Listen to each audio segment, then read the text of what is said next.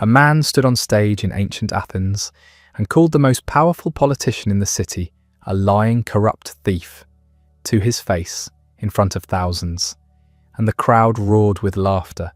This wasn't some reckless fool about to be executed.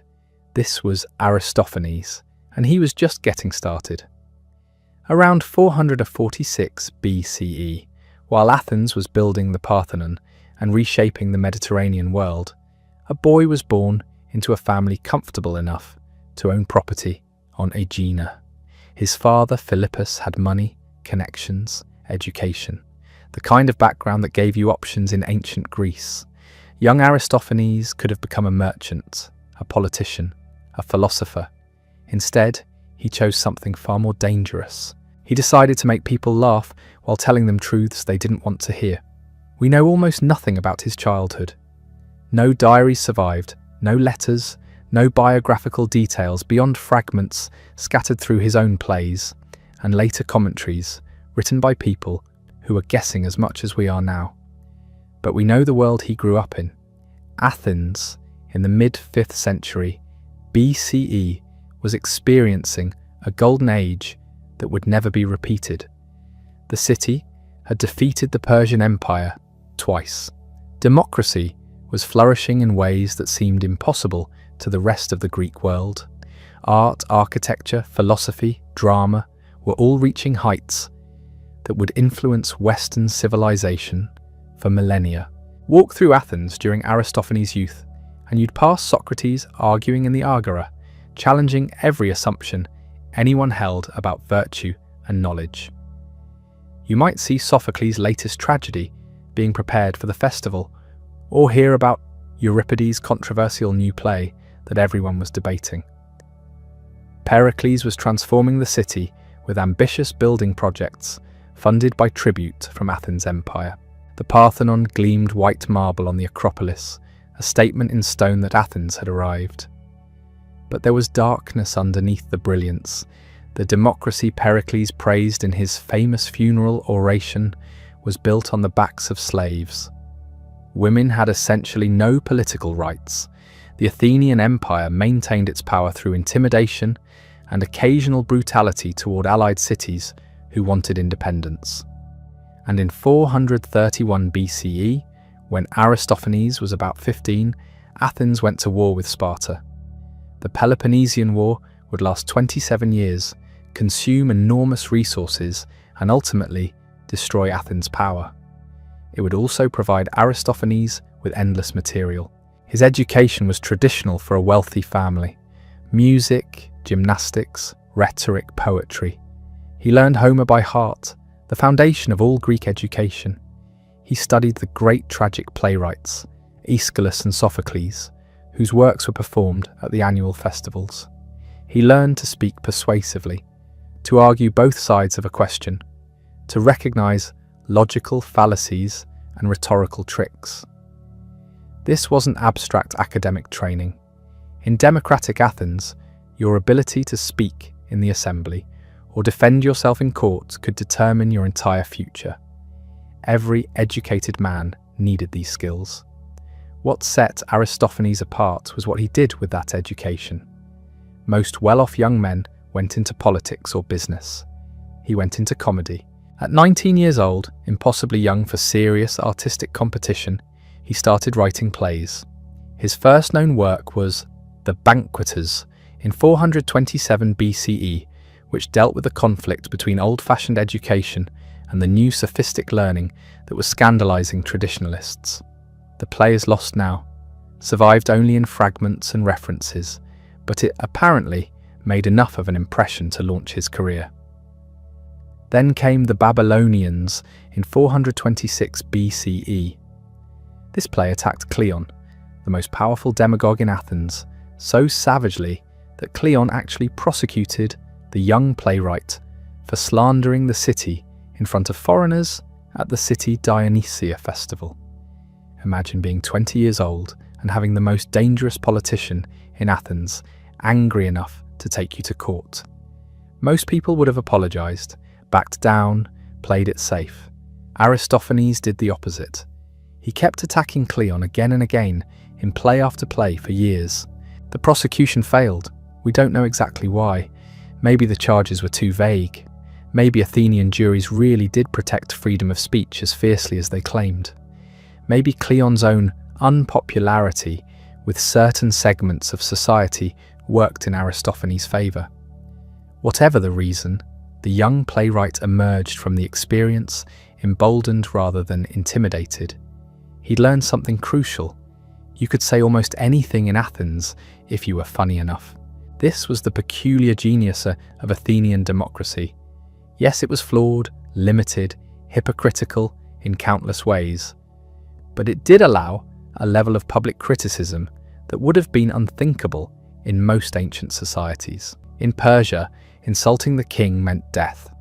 In Sparta, the state controlled everything, including what you could say. In Athens, you could stand in the theatre of Dionysus and mock the leading politicians, the military strategy, the gods themselves, and the audience would applaud if you did it well enough. The first of Aristophanes' plays to survive complete is the Acharnians, produced in 425 BCE, when he was about 21. It won first prize at the Lernaea festival, and it shows exactly what made him revolutionary. The Peloponnesian War had been raging for 6 years. Patriotic fervour was intense. Young men were dying. Farms were being burned. The whole society was mobilised for conflict. And Aristophanes wrote a comedy about a man who makes his own private peace treaty with Sparta and enjoys wine, food and sex while everyone else suffers. The protagonist Dicaeopolis wants peace. The chorus of Acharnians, elderly charcoal burners whose livelihood has been destroyed by Spartan raids, wants to stone him to death for even suggesting it. Dicaeopolis has to defend himself using rhetorical tricks borrowed from Euripides, including literally dressing in rags to gain sympathy. It's political commentary, literary parody, and obscene humour all woven together. The play doesn't just criticise the war, it suggests that ordinary people's desire for peace matters more than elite political calculations about honour and power. This established the template Aristophanes would follow for decades. Take a current political or social issue, create an absurd, fantastical solution to it, show the consequences of that solution through increasingly ridiculous scenarios. Pack it all with jokes ranging from sophisticated wordplay to dick jokes. Make the audience laugh so hard they almost miss how radical the underlying message is. Almost. In 424 BCE came the Knights, his most vicious attack on Cleon. The politician is portrayed as a Paphlagonian slave who's gained control over his master Deimos, representing the Athenian people, through shameless flattery. A sausage seller, even more vulgar and shameless, defeats him by out-demagoguing the demagogue. Aristophanes reportedly had trouble finding an actor willing to play Cleon and a mask maker willing to create his mask. So he played the role himself, face smeared with wine lees. The play won first prize. Think about what this means. The most powerful politician in Athens has been publicly humiliated in front of thousands of citizens, portrayed as a corrupt manipulator who treats the people like idiots. And the people loved it. They gave the play first prize. Cleon remained powerful, sure, but he'd been diminished, mocked, made into a figure of fun. That's a kind of power too. Then in 423 BCE, Aristophanes made a miscalculation. The clouds targeted the new intellectual movement in Athens, with Socrates as the main representative. In the play, an old farmer enrolls in Socrates' thinkery to learn how to argue away his debts. Socrates teaches atheistic natural philosophy, worships clouds instead of gods, and makes the weaker argument defeat the stronger. The farmer's son learns these tricks and uses them to justify beating his own father. It's clever, funny, packed with parodies of intellectual pretension. It finished third in the competition. The failure stung. Aristophanes apparently revised the play later, and the version we have may reflect that revision. But the real problem with the clouds only became clear decades later, when Socrates was put on trial and executed in 399 BCE. Plato's Apology has Socrates himself reference the prejudices created by comic poets who portrayed him as an atheist and corrupter of youth. Did Aristophanes contribute to the climate that killed Socrates? Almost certainly. Did he intend that outcome? Almost certainly not. He was doing what comic poets did, exaggerating real concerns about new education into absurd scenarios.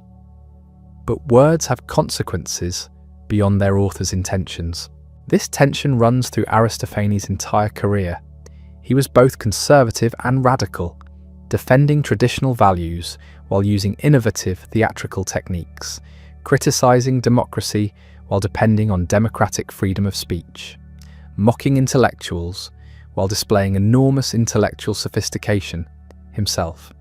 He attacked war profiteers while Athens was at war, criticized imperial exploitation while living off the wealth that empire generated, championed the common man while clearly being educated elite himself.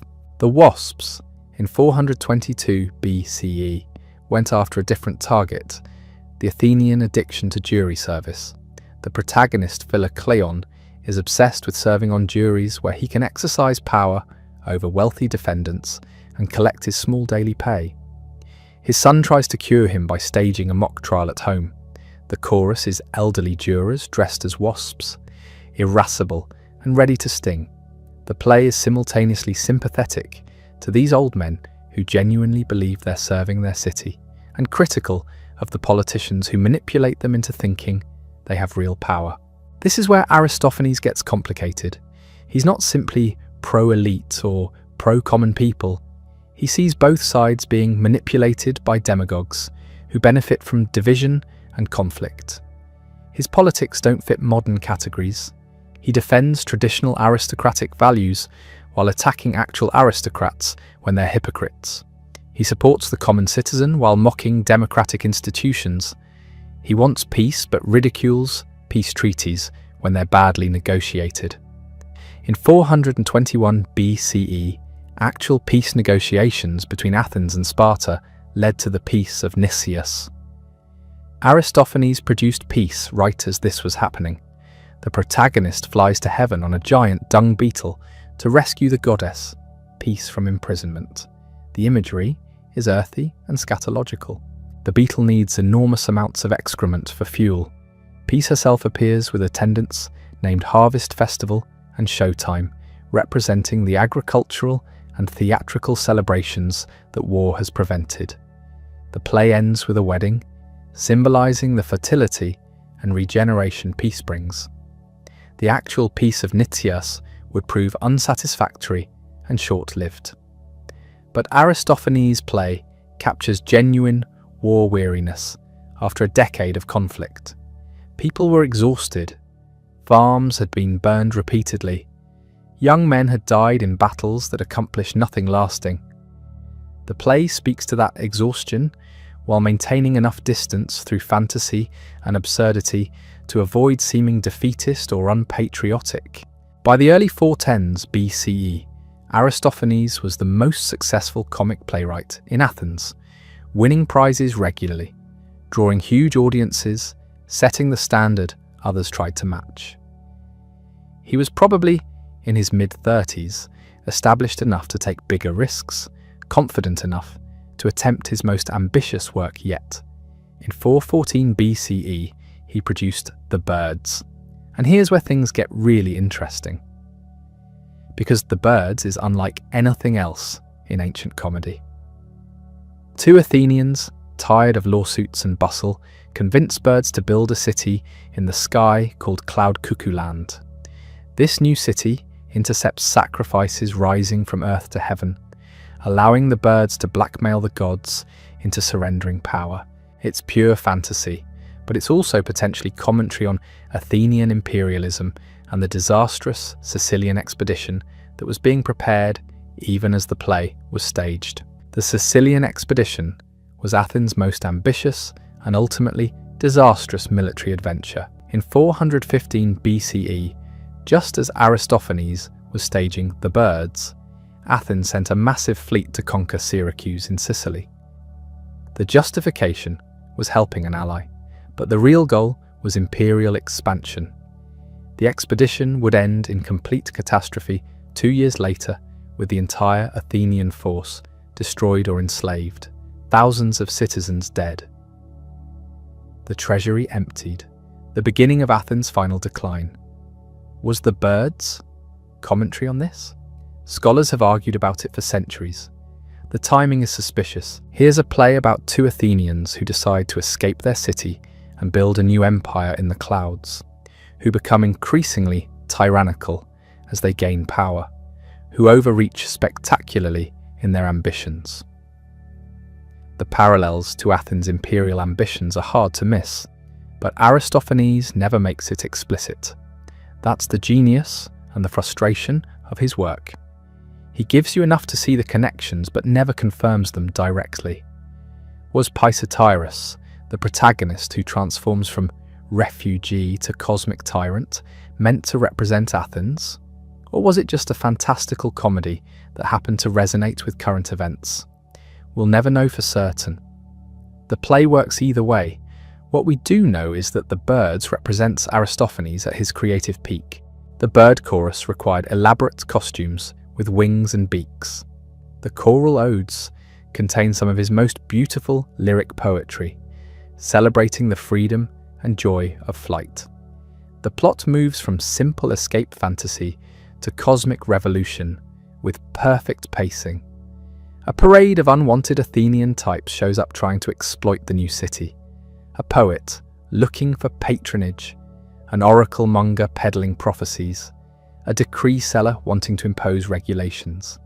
Pisistratus drives them all away, with increasing violence. The play celebrates the dream of starting fresh, building something new away from the corruption and complications of existing society.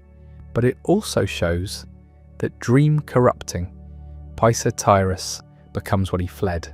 He establishes his own tyranny, his own exploitation, his own imperial ambitions. By the end, he's married sovereignty herself and rules the cosmos. The escape fantasy has become a conquest fantasy. Human nature hasn't changed. It's just found new territory to dominate. 3 years later, in 411 BCE, Athens was in crisis. The Sicilian disaster had happened. The treasury was empty. Sparta had built a permanent fort in Attica, making agriculture impossible. The democracy itself was under threat from oligarchic conspirators who would briefly seize power that summer. This was the darkest moment of the war, and Aristophanes produced Lysistrata. The premise is absurd. The women of Greece, led by the Athenian Lysistrata, organize a sex strike to force their husbands to make peace. Simultaneously, older women seize the Acropolis and the treasury to prevent further war funding. The men suffer comically from sexual deprivation, walking around with enormous erections that the costume fallacies made visually obvious. The women struggle to maintain their strike, inventing ridiculous excuses to sneak away and sleep with their husbands. Eventually, the men give in. Spartans and Athenians negotiate peace while ogling the naked personification of reconciliation. They dividing up Greek territories like they're dividing up a woman's body. The play ends with Spartans and Athenians feasting and dancing together in harmony. It's bawdy, crude, and shocking in its premise. Giving women political agency and sexual power was transgressive even in fantasy. Real Athenian women had no political rights, couldn't own property independently, were expected to be silent and invisible in public life. Yet here's Lysistrata, presented as more intelligent, rational, and capable than any of the male politicians. She organises an international coalition. She maintains discipline among her followers. She negotiates the final peace settlement, while the men can barely think straight. The sexual humour doesn't obscure the serious anti-war message. War is irrational. It's sustained by masculine ego and prosecuted by those who don't actually fight. The women point out that they're the ones who suffer when men die in battles, when farms are burned, when the economy collapses. They have the most to lose and no voice in the decisions.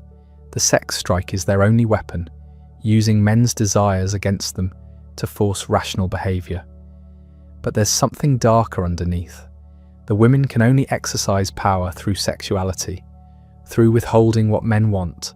They can't simply take power directly. And the resolution involves them being sexually objectified even as they're supposedly winning.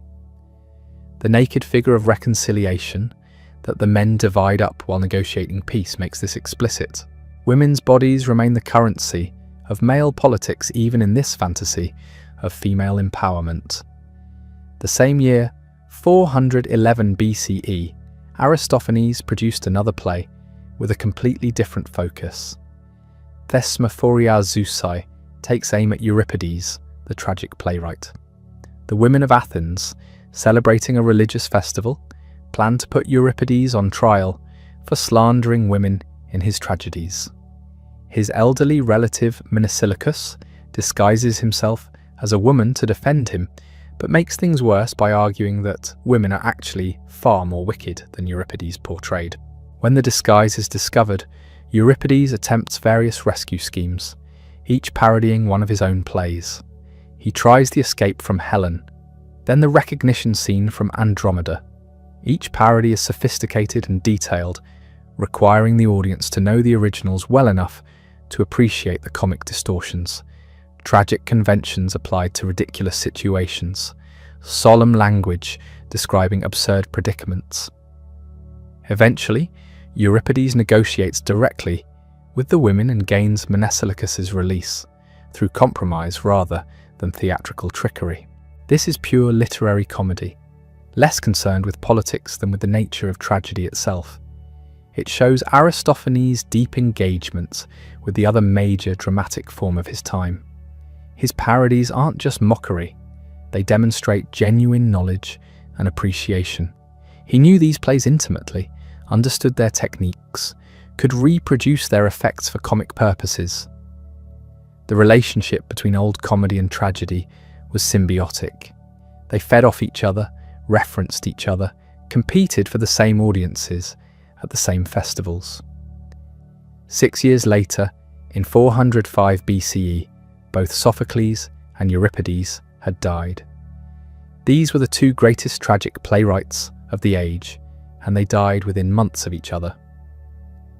Athens was about to lose the war completely. The city was under siege, starving, facing imminent defeat. Into this crisis, Aristophanes brought frogs. The god Dionysus travels to Hades to bring back a great tragedian because the quality of contemporary tragedy has declined so severely. After crossing the river of the dead accompanied by the famous frog chorus singing Breca Kekex Coax Coax, he finds Euripides challenging Aeschylus for the throne of tragedy in the underworld. The centerpiece is an extended literary debate between them about what tragedy should be. Aeschylus represents the old style, grand, patriotic, morally uplifting. He wrote plays that made citizens into better people, that inspired martial courage, that upheld traditional values. Euripides represents the new approach, realistic, psychological, questioning. He put ordinary people on stage speaking ordinary language. He explored moral ambiguity. He made audiences think rather than simply feel. They compare techniques. Aeschylus mocks Euripides' prologues as formulaic. Euripides criticizes Aeschylus's bombastic language. They weigh their verses on literal scales, with Aeschylus's weightier lines defeating Euripides' cleverness. The debate is hilarious and sophisticated simultaneously, full of specific literary references that require detailed knowledge of both playwrights' works. Ultimately, Dionysus chooses Aeschylus, not because his poetry is objectively better, but because he can offer advice to save Athens. The city needs the old values now, the traditional moral certainty, the patriotic inspiration. Euripides' questioning and ambiguity won't help in this crisis. Athens needs to believe in something, even if that belief is rooted in the past. The Parabasis contains direct political advice. The play won first prize and received the extraordinary honour of a second performance, granted because its political counsel was considered valuable. This was theatre functioning as civic discourse, the comic playwright offering actual policy recommendations in the middle of a catastrophic war. The conservative literary preferences are clear. Aristophanes consistently favoured the older style in everything. Old education over new sophistry. Traditional values over modern questioning.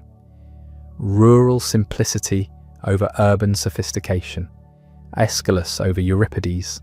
But his conservatism was sophisticated. He understood what he was rejecting. His parodies of Euripides demonstrate deep engagement with the newer style, even while preferring the older one. After Athens lost the war in 404 BCE, the city changed fundamentally. The empire was gone. The walls were torn down. The democracy was briefly replaced by an oligarchy of 30 tyrants who ruled through terror.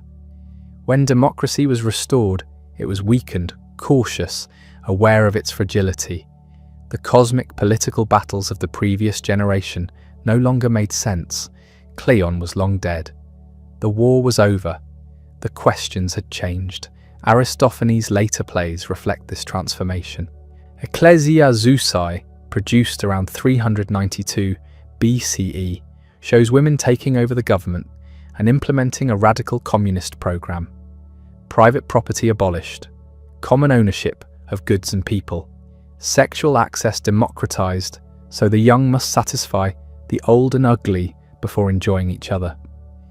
Its utopian political philosophy taken to absurd extremes, possibly engaging with ideas circulating about Plato's Republic. The scheme leads to comic complications. 3 increasingly grotesque old women claim simultaneous rights to a young man under the new sexual equality laws. The humour is darker, more cynical about political solutions. The style is shifting toward what scholars call middle comedy, less topical satire, more focus on social themes and domestic situations. The chorus has diminished importance. The parabasis is gone. The structure is looser. Plutus, probably revised around 388 BCE, pushes further in this direction. The god of wealth is blind, distributing money randomly. When his sight is restored, wealth flows to the deserving and away from the wicked. This creates social transformation, but also complications. An old woman loses her young lover who no longer needs her money. The gods suffer because people stop sacrificing. The just man celebrates, but the sycophant complains. It's more philosophical than political, less about specific Athenian situations and more about universal questions of justice and prosperity. The chorus barely participates, perhaps just singing interludes between scenes. This might reflect practical considerations since chorus training was expensive, or it might show evolving theatrical tastes.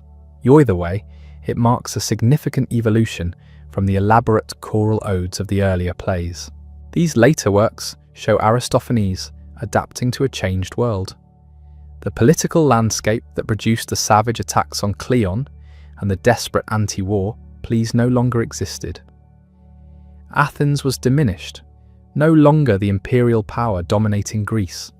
The questions were smaller, more domestic, more concerned with how to live in reduced circumstances than how to rule an empire.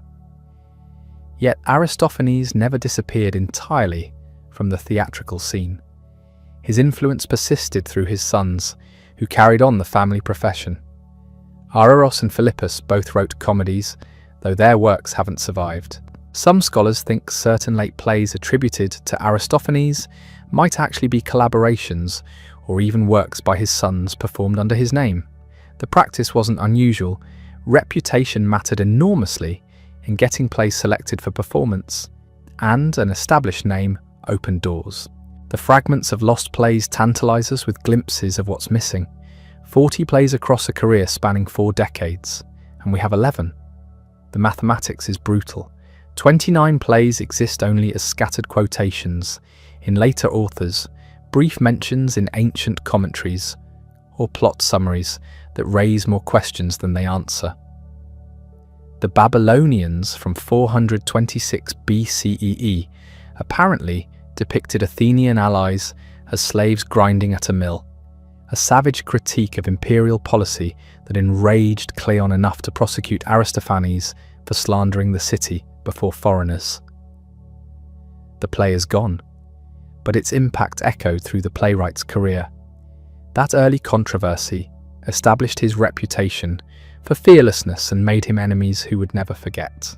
The farmers probably contrasted rural virtue with urban corruption, a theme that appears repeatedly in the surviving plays.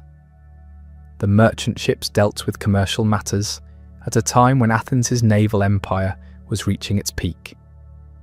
Amphiaraus seems to have satirized oracle mongers and religious fraudsters, showing Aristophanes wasn't just attacking politicians and intellectuals, but the entire apparatus of superstition that thrived in wartime Athens. The late plays Cocalus and Aeolosicon apparently dealt with mythological subjects in ways that anticipated new comedy's focus on domestic situations and love stories. These fragments suggest Aristophanes was evolving stylistically, moving away from the savage political satire of his youth toward the more universal themes that would characterize Greek comedy in the following century. What we've lost isn't just individual plays. We've lost the full arc of a career, the complete picture of how Aristophanic comedy developed over 40 years. The 11 survivors come from different periods, but they're scattered data points, not a continuous record. Entire phases of his work exist only as shadows. And it's not just Aristophanes, we've lost almost everything from old comedy. Other playwrights competed against him at the festivals. Cratinus was considered his equal or superior by some contemporaries. Eupolis was brilliant, according to ancient critics. Pherecrates, Plato Comicus, Hermippus, dozens of others whose names survive, but whose works are mostly gone. This creates a distortion. We see Aristophanes as unique because he's what survived, but old comedy was a thriving genre with multiple talented practitioners. Aristophanes may have been the best, but he was working within a tradition, responding to rivals, building on innovations others had made. The competitive environment shaped his work in ways we can barely reconstruct. The selection process that preserved these 11 plays while letting 29 disappear tells its own story. In the Hellenistic period, centuries after Aristophanes died, scholars in Alexandria began creating educational canons. They chose texts for schools, deciding which works deserved preservation and copying. Those choices determined what survived the transition from papyrus scrolls to parchment codices, from classical Greece through Roman Empire into medieval manuscript culture. The plays they selected were probably the most accessible, the least dependent on specific topical knowledge. The Cloud survived partly because it dealt with Socrates, a universally famous figure. Frog survived because of its literary criticism, which remained relevant even when the specific political context had faded. Lysistrata survived because its anti-war theme and sexual humour had broad appeal. The plays that didn't make the cut were probably more narrowly focused on 5th century Athenian politics, harder to understand without extensive commentary, less useful for teaching Greek language and rhetoric. They were casualties of changing educational priorities and the simple economics of manuscript production. Copying was expensive. Only texts with guaranteed audiences justified the cost. This process repeated across centuries. Each transition, each copying, each curatorial decision winnowed the collection further. By late antiquity, the 11 plays we have were standard school texts. Everything else became increasingly rare, existing in fewer copies until the final manuscripts crumbled and the works vanished forever. But those 11 plays created a literary legacy that extended far beyond Greece. When Rome conquered the Greek world, they absorbed Greek culture wholesale, and comedy was part of the package. Roman playwrights like Plautus and Terence adapted Greek New Comedy for Latin audiences. Old Comedy was harder to adapt because its topical political satire didn't translate, but its influence persisted in Roman satire's aggressive mockery of contemporary figures. The Byzantine Empire maintained Greek literary traditions, and Aristophanes remained part of the educational curriculum. Medieval Greek scholars wrote commentaries explaining references that had become obscure. These scholia, preserved in manuscript margins, are often our only source for understanding topical jokes about long-dead politicians and forgotten scandals. When Greek manuscripts began flowing into Western Europe during the Renaissance, Aristophanes came with them. Humanist scholars rediscovered the plays, though they struggled with the obscenity and political content. How could such crude material be classical literature worthy of study? The tension between admiring ancient Greece and being scandalized by actual Greek culture created fascinating contortions. Early translators sometimes bowdlerized the sexual content or added apologetic prefaces explaining that ancient morals were different. Others celebrated Aristophanes precisely for his freedom, seeing him as exemplifying the liberty of ancient republics before Christian moralism imposed restrictions. The plays became evidence in political arguments about democracy, freedom of speech, and the relationship between art and power. The French Revolution found inspiration in Aristophanes' attacks on demagogues and tyrants. 19th century liberals admired his championing of the common citizen. 20th century scholars used him to understand ancient democracy, theatrical practice, and social history. Each generation discovered different aspects worth preserving. Modern productions face fascinating challenges. The topical jokes require extensive program notes. References to contemporary politicians mean nothing to audiences 24 centuries removed. The bawdy humour can still shock, though modern sensibilities have different boundaries than Victorian ones. Directors must decide how much to update, how much to preserve, how to make ancient comedy work for contemporary viewers. Lysistrata has been particularly popular, adapted for various wars and political situations. Its anti-war message and battle of the sexes comedy translate across cultures. Productions have updated it to World War I, Vietnam, Iraq, maintaining the basic plot while changing specific references. The adaptability proves something fundamental in the play transcends its original context.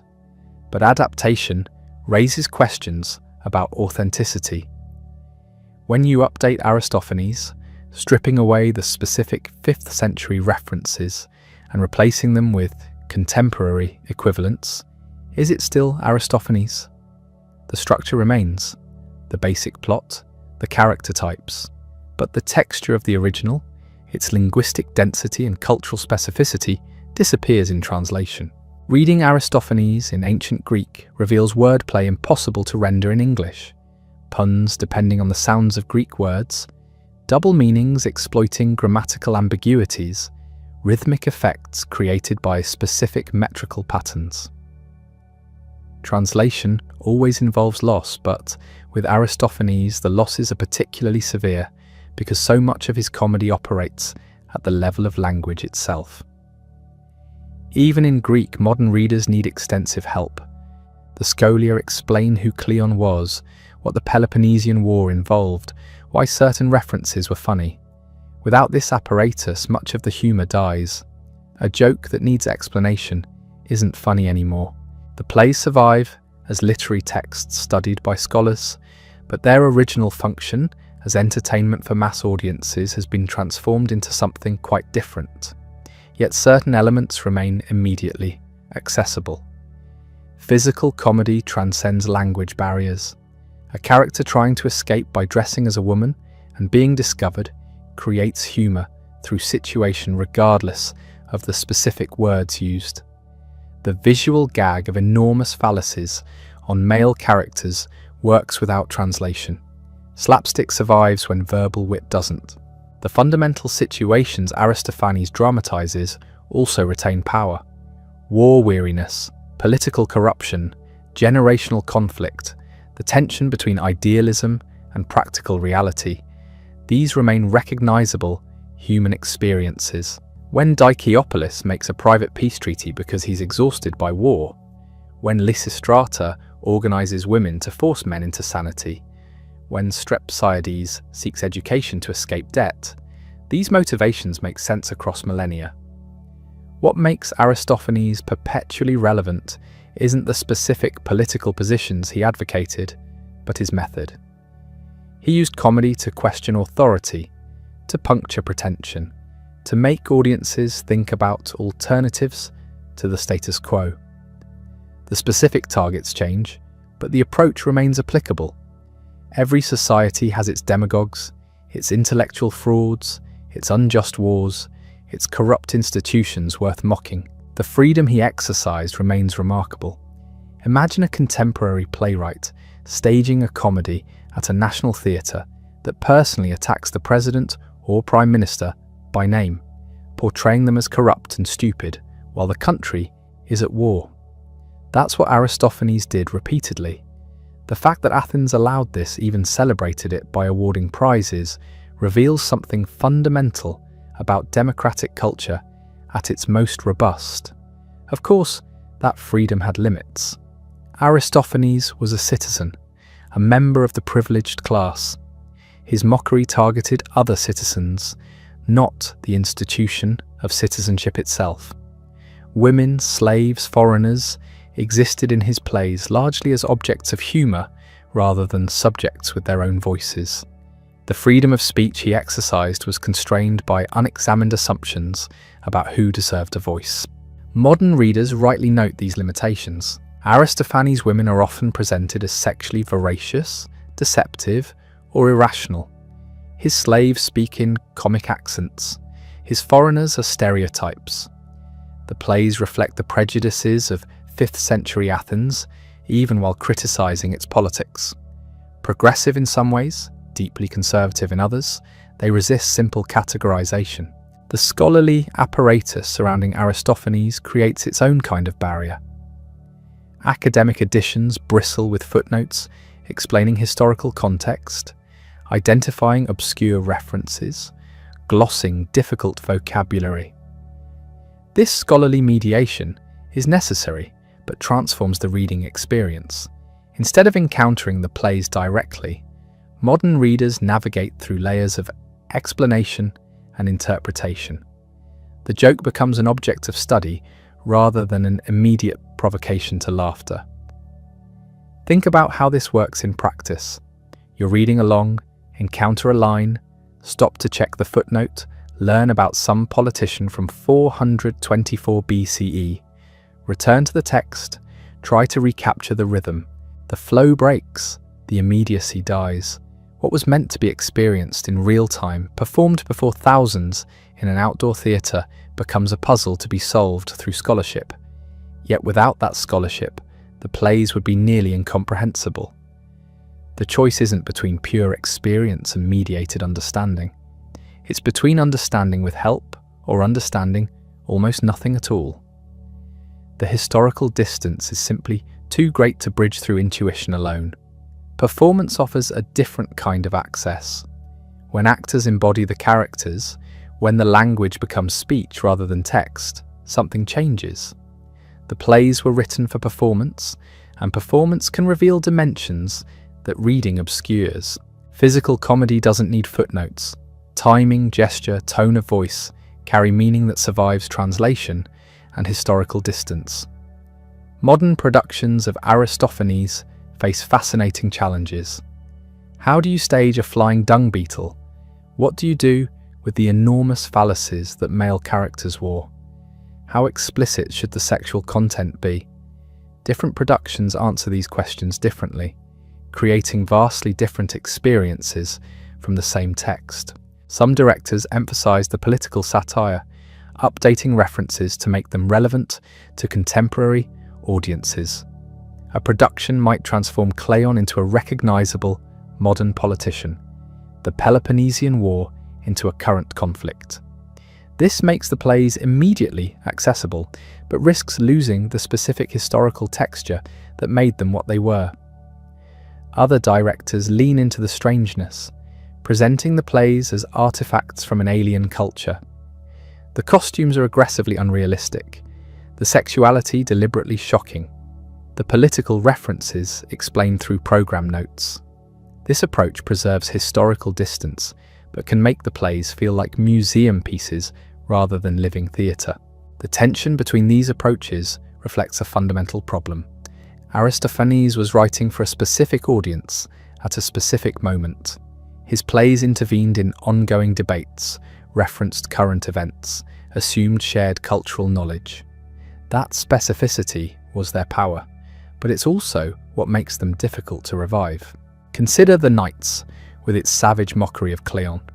The play's entire structure depends on the audience knowing who Cleon was, understanding his political methods, recognizing the specific ways Aristophanes distorts and exaggerates his characteristics.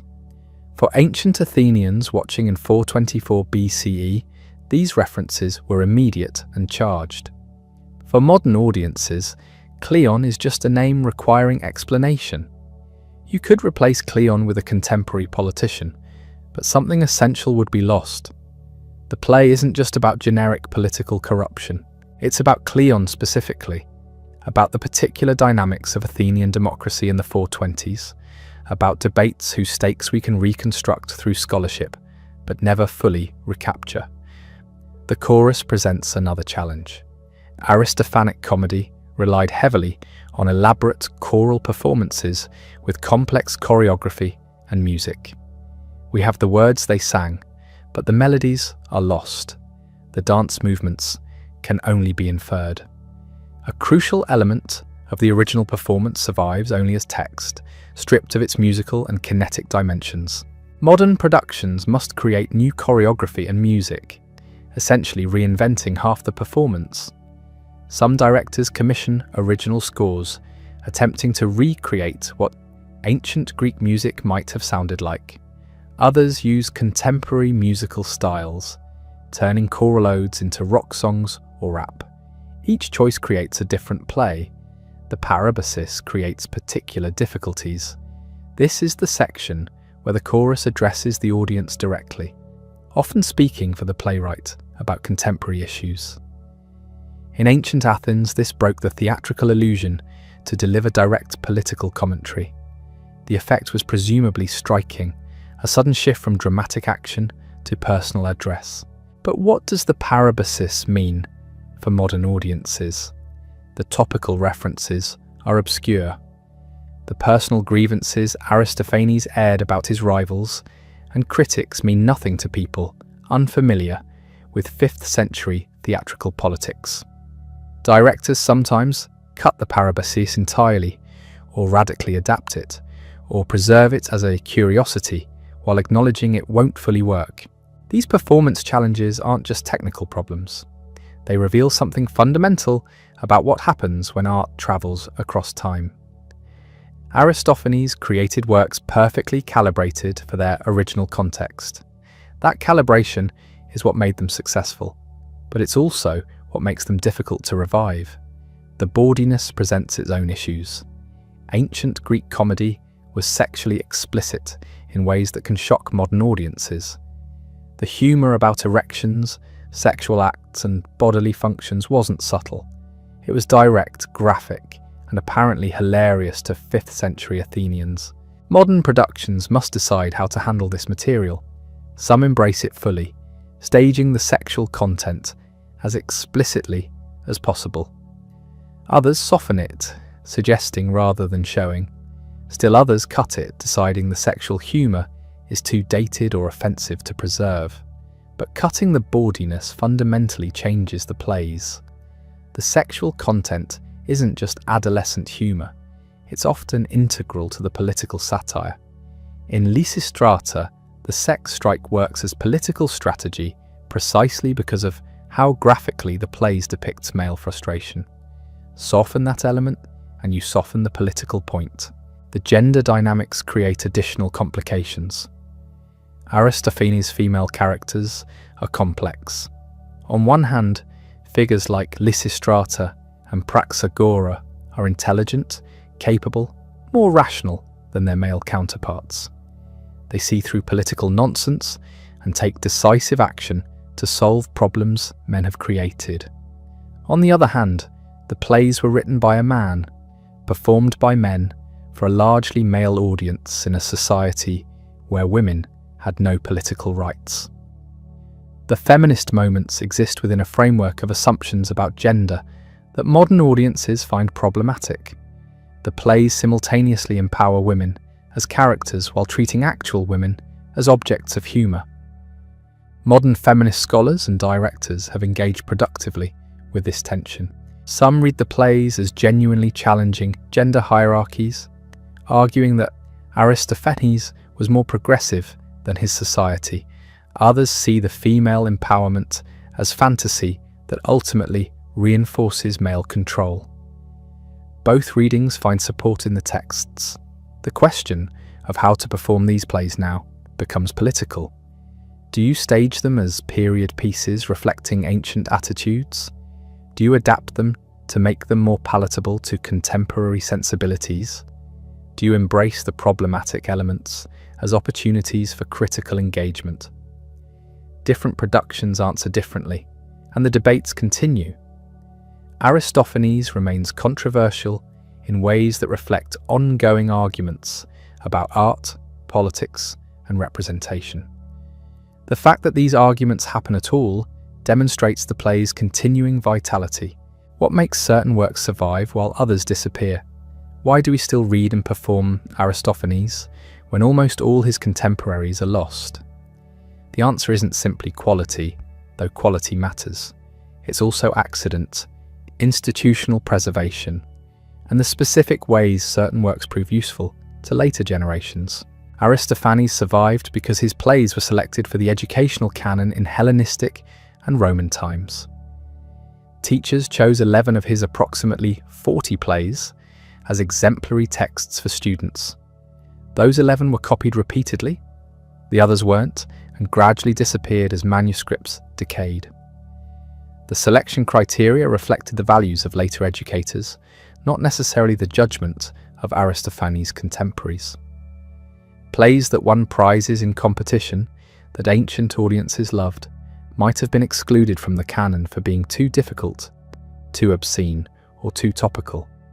The 11 that survived did so partly because they worked as teaching texts. This means we're seeing Aristophanes through a particular filter. The most challenging, most experimental, most politically dangerous works may be among the lost plays. What survives represents Aristophanes as later generations wanted to remember him, not necessarily Aristophanes as he was. The fragments of lost plays tantalize with possibilities. Brief quotations preserved in ancient commentaries hint at plays dealing with topics we'd love to know more about. But fragments can't reconstruct whole works. We have pieces without context, jokes without setup, references without explanation. Scholars have attempted to reconstruct lost plays from fragments, ancient plot summaries, and references in other texts. These reconstructions are educated guesses at best, scholarly exercises that remind us how much has been lost. The Aristophanes we know is a partial Aristophanes, preserved by chance and institutional selection. Yet what survives is substantial. 11 complete plays represent a significant body of work, more than we have from any other Greek comic playwright. We can trace the development of his style across decades, see how his political views evolved, watch him experiment with different approaches to comedy. The range is remarkable, from the savage political satire of The Knights to the fantastic escapism of The Birds, from the literary parody of Thesmophoria Zeusai to the philosophical comedy of Plutus. Aristophanes worked in multiple registers. Each play feels distinct, while remaining recognizably his work.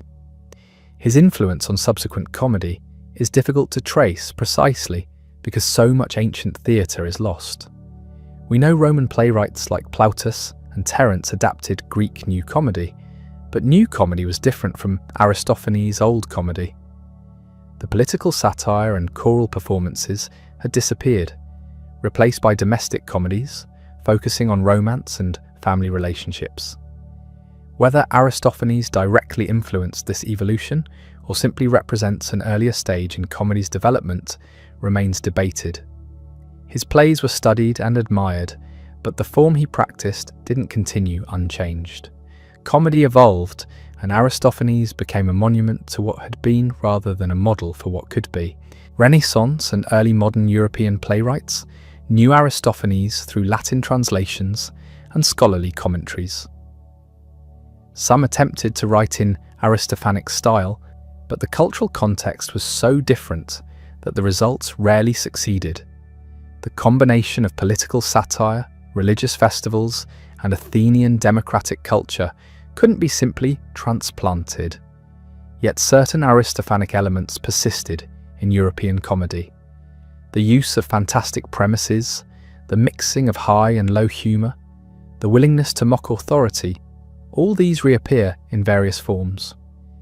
Whether direct influence or parallel development, comedy continued to do some of what Aristophanes had done. Modern political satire owes something to his example, even when the creators don't know they're following it.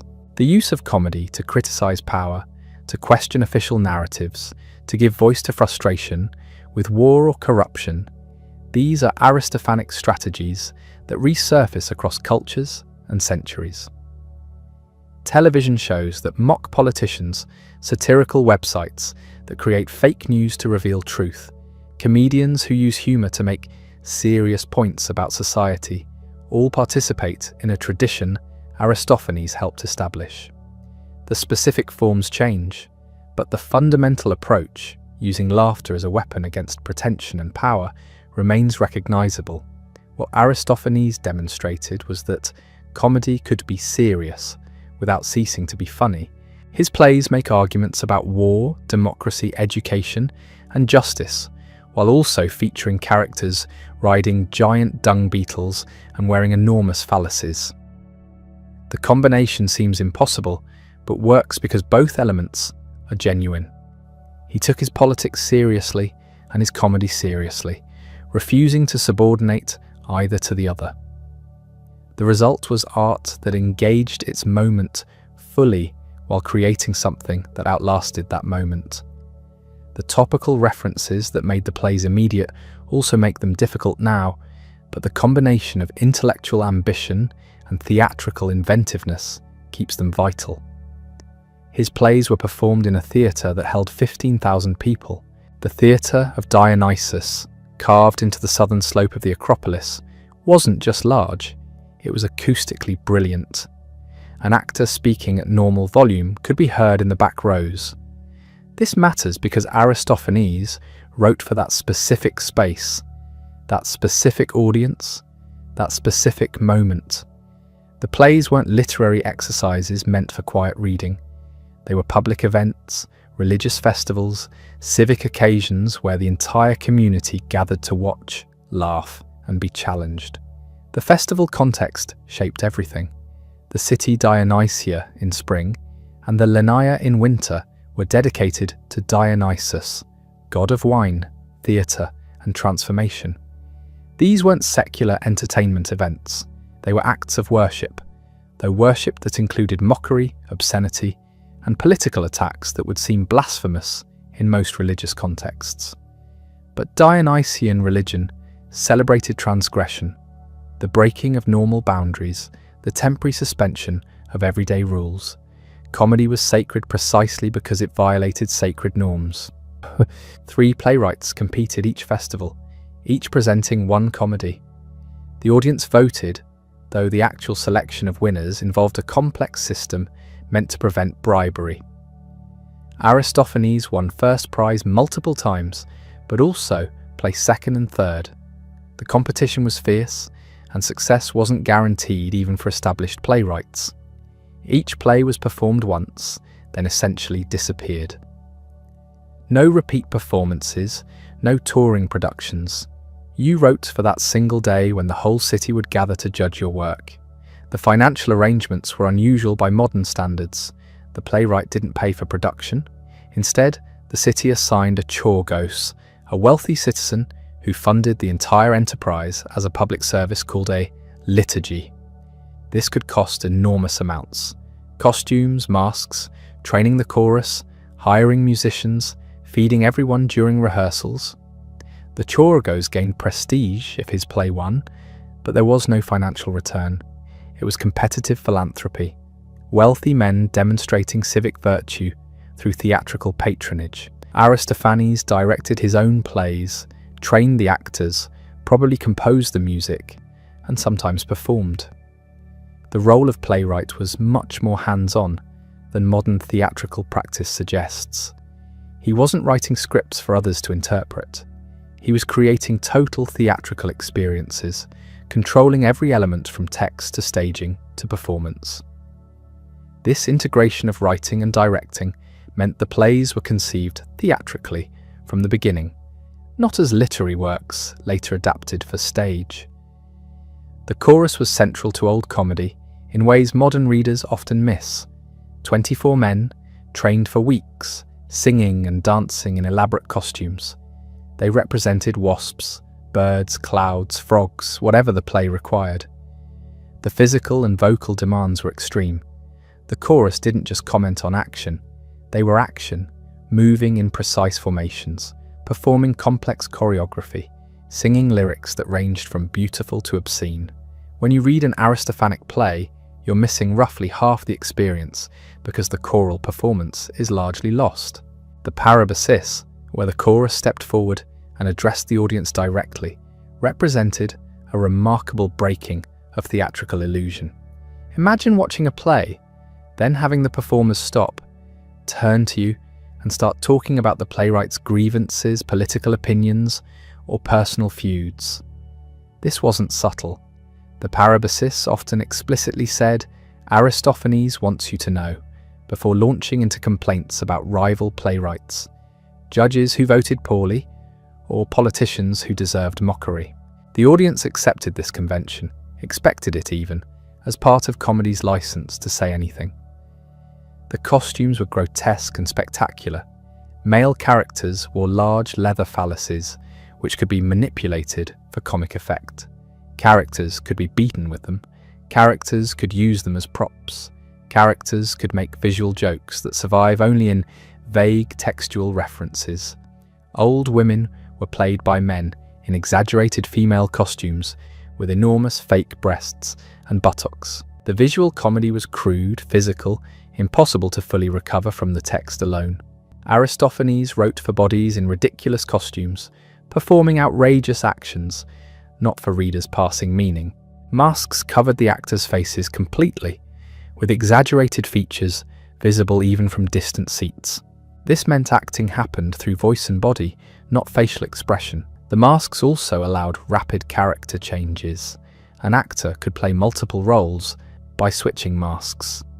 The convention created distance between performer and character, making it easier to satirize real people without the attack feeling personal.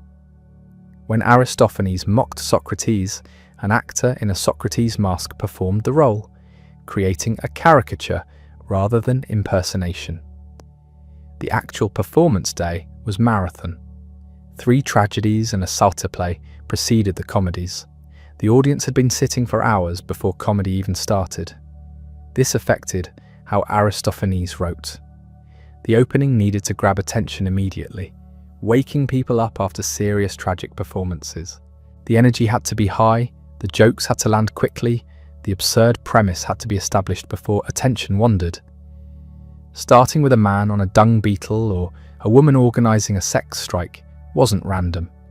It was calculated to shock a tired audience into engagement. Religious elements appeared throughout, but not in ways we'd recognise as reverent. Gods appeared as characters and were mocked mercilessly. Dionysus in frogs is cowardly and buffoonish. Hermes in peace is corrupt and self-interested. The plays didn't question the gods' existence. Atheism would have been genuinely shocking, but they questioned the gods' dignity, competence, and moral authority. This was acceptable because Dionysian festivals celebrated the breakdown of normal hierarchies. For one day, nothing was sacred, even the sacred. The political freedom was extraordinary. Cleon, the most powerful man in Athens, was portrayed as a corrupt, lying demagogue who manipulated the people through flattery and fear-mongering. Aristophanes had him played by a sausage seller, the lowest commercial occupation, who defeats him through even more shameless pandering. The play won first prize. Cleon couldn't stop it, couldn't prevent its performance, couldn't punish the playwright beyond one unsuccessful prosecution. This tells us something crucial about Athenian democracy. Its commitment to free speech was genuine, even when that speech attacked powerful leaders. But there were limits. You couldn't mock the democracy itself as illegitimate. You couldn't question the fundamental premise that citizens should rule. You could attack individual politicians, policies, wars, but not the system. Aristophanes was conservative in preferring aristocratic values and traditional education, but he never suggested overthrowing democracy. His satire worked within the system, using democratic freedoms to critique democratic practices. The audience wasn't passive. They shouted, laughed, heckled. A joke that failed was met with silence or worse. The playwright got immediate feedback about what worked and what didn't. This affected writing. You learned what your audience would accept, what lines landed, what references they understood. The plays surviving are the successful ones, the ones that pleased these demanding crowds. We can't fully know what failed plays looked like because they weren't preserved. Women attending the theatre is debated among scholars. Some evidence suggests they were present, other evidence suggests not. If they attended, they sat separately from men. But women were the subjects of several plays. Lysistrata, Thesmophoria Zeussae, Ecclesia Zeussae, which raises questions about audience. Were Aristophanes writing for or about an absent group? Or were women present, watching male actors in female masks portray them, laughing at representations of themselves? The answer changes how we read the play's sexual politics. The theatrical convention that all roles were played by men meant gender was always performance, never natural. A male actor played Lysistrata, who then gave a speech about women's intelligence and capability. The audience watched a man pretending to be a woman, pretending to have authority. This layering of performance made gender visible as construction rather than essence.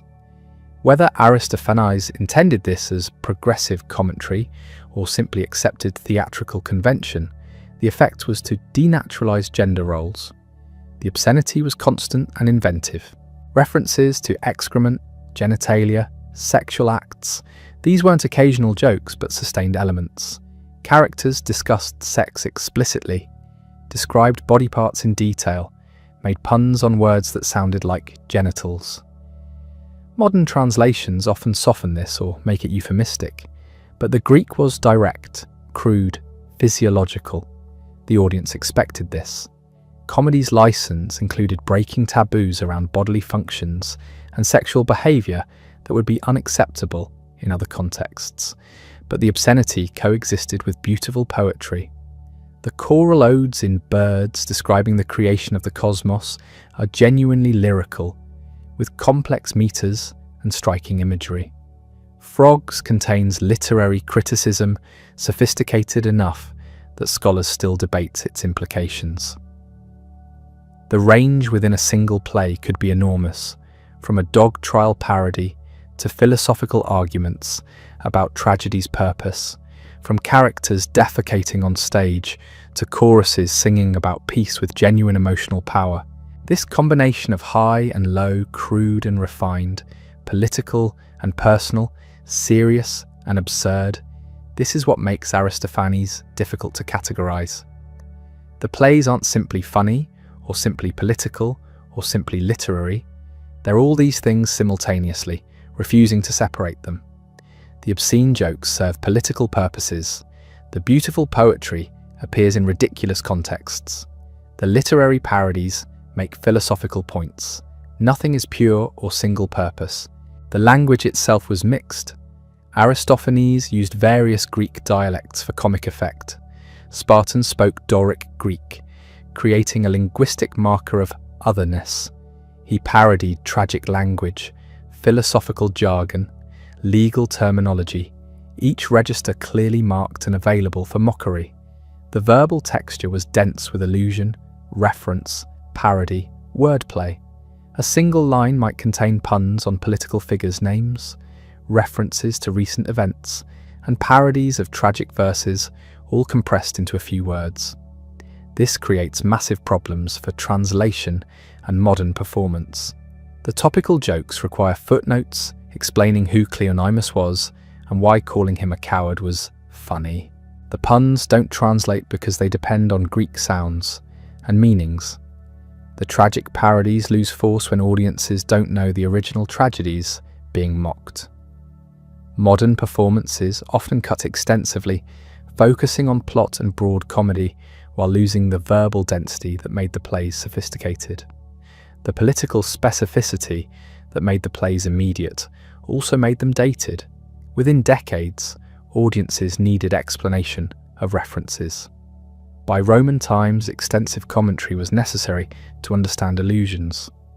The plays survived partly because they were selected for education. Students learned Greek by reading Aristophanes, which required teachers to explain historical context. This educational use preserved the texts, but also transformed them from living theatre to literary monuments, requiring scholarly apparatus. Yet something in the plays transcends their moment. The anti-war sentiment in Lysistrata speaks to every war, not just the Peloponnesian. The critique of political manipulation in Knights applies to any democracy where demagogues flatter voters.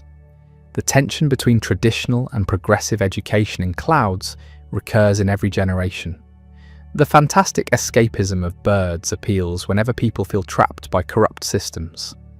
The plays were written for specific circumstances, but touched human constants that make them readable across millennia. The fragments of lost plays suggest that much of Aristophanes' work dealt with similar themes and used similar techniques. We're not missing radically different kinds of plays. We're missing more of what we have. This means the 11 surviving plays probably represent his range fairly, though 30 lost plays obviously contained individual brilliance will never recover. The survival pattern itself is interesting. The plays preserved were those selected for education, meaning plays that teachers thought appropriate for students. This probably biased preservation toward the more literary and less topical works. His sons continued writing comedy, producing plays under their own names and possibly under Aristophanes' name after his death. This suggests a family business, theatrical knowledge, and contacts passed from father to sons. The younger generation worked in the transitional period when old comedy was evolving into middle comedy, when the chorus was diminishing and plots were becoming less fantastic and political. Whether this evolution represented decline or adaptation depends on perspective. Aristophanes lived into his 60s or 70s, dying sometime after 386 BCE. We have almost no information about his death or final years. He disappears from the historical record, known only through his plays. The man becomes invisible behind the work, which is perhaps appropriate for someone who spent his career creating theatrical illusions, speaking through masks and choruses rather than in his own voice. What remains is the laughter, the anger, the beauty, the obscenity, the politics, all mixed into theatrical experiences that changed what comedy could do and what theatre could be. The influence rippled outward in directions nobody anticipated. Byzantine scholars preserved his texts, not because they loved crude comedy, but because Aristophanes taught classical Greek better than grammar books. Medieval monks copied manuscripts they probably found shocking, maintaining a tradition that kept the plays alive through centuries when theatre itself had vanished from Christian Europe. The Renaissance rediscovery of classical texts brought Aristophanes back into circulation, though sanitized translations often removed what made the plays actually funny. Erasmus admired the wit. Scholars passed the grammar, but few actually staged the works because the political specificity seemed hopelessly dated and the sexual content remained unprintable. The French Revolution changed everything. Suddenly old comedies, attacks on demagogues and corrupt politicians felt immediately relevant. Revolutionary Paris saw Aristophanes as a democrat satirizing tyranny, conveniently ignoring his aristocratic prejudices and conservative values. The plays became ammunition in contemporary political battles, quoted selectively to support positions Aristophanes would have found absurd. This pattern of appropriation continued. Every political movement found what it needed in the texts. Socialists saw class conflict. Feminists discovered proto-feminism in Lysistrata's female empowerment. Anti-war activists claimed him as a pacifist, despite his plays celebrating Athenian military victories when they suited his purposes. The ideological flexibility came from the play's refusal to be systematic. Aristophanes attacked everything without offering coherent alternatives. He satirized democracy, but also oligarchy. He mocked traditional religion, but ridiculed atheistic philosophy. He championed peace, but depicted peaceniks as cowards when convenient. The contradictions weren't flaws, but features. Comedy's privilege to criticize without constructing. Modern performance discovered new dimensions. The first complete English production of Lysistrata in 1910 caused scandalized reviews and packed houses. Audiences hadn't realized ancient Greeks were this raunchy. The combination of highbrow classical legitimacy and lowbrow sexual humor created unique appeal. You could claim educational value while enjoying dirty jokes, classical culture justifying guilty pleasures. Directors experimented wildly. Some staged Aristophanes as political allegory, updating references to contemporary targets. Others emphasized the fantasy elements, creating surreal spectacles. Still others played the text straight, attempting archaeological accuracy in costume and staging. Each approach revealed different aspects. The political productions showed the play's satirical edge still cut. The fantastical stagings highlighted the theatrical imagination.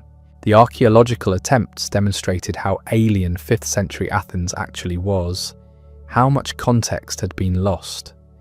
Women's roles presented particular challenges and opportunities. Originally performed by men, often with exaggerated sexuality, the female characters gained complexity when actual women played them. Lysistrata transformed from a male fantasy of feminine wiles into something closer to genuine female agency. Praxagora's communist scheme in Ecclesia Zeusai could be read as empowering rather than merely absurd. The plays written to mock women's participation in politics accidentally created roles showcasing female intelligence and capability.